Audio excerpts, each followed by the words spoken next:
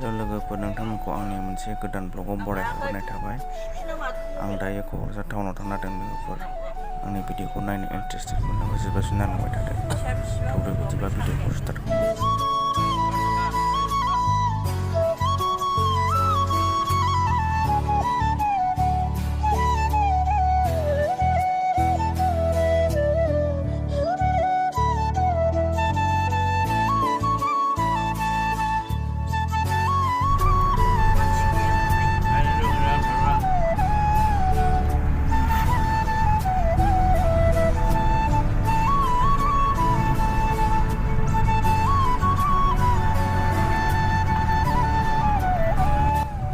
नैबे जाहैबाय क'क्राझार गौरां पार्क गाइसमोन। मालाबा सोरबा क'क्राझारफ्राव फैयोबा नैबे क'क्राझार गौरां पार्कआव बेरायफैबानो जाबाय। दाउखि पार्क।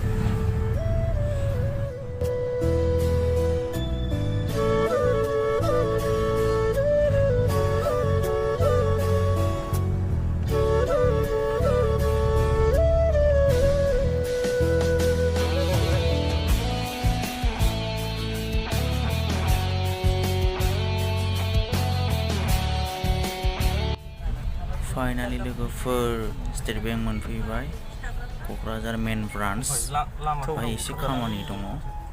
एसे खामानिखौ मावनानै जोङो टाउन फारसे बेरायहैगोन। भिडिअखौ नायलांबाय था गाइसमोन जोबजासिम।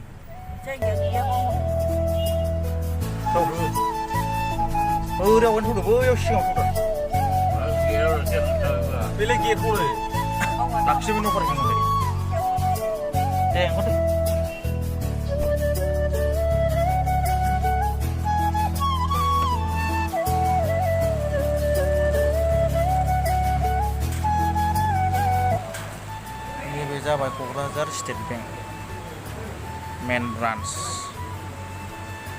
गाइसमोन।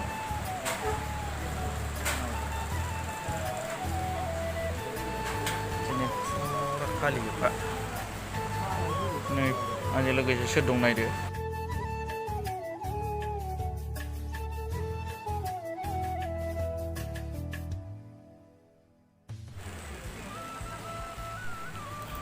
बेंकनिफ्राय एटिएम कार्ड गोदान फैदोंमोन नालाय गाइसमोन, बेखौ बानायनो फैदोंमोन। दायो बानायखांबाय।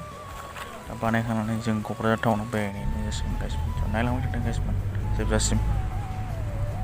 नैबे जाहैबाय क'क्राझार टाउन।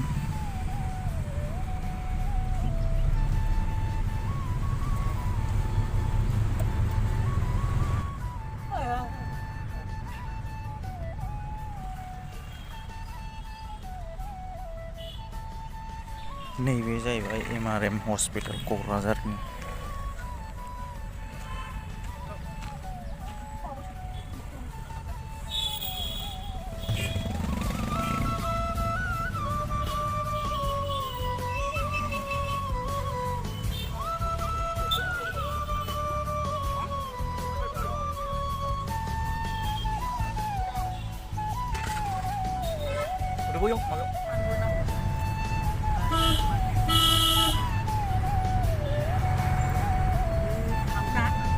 आरो मेन जायगा बेयाव बारस'फ्लांबाथाय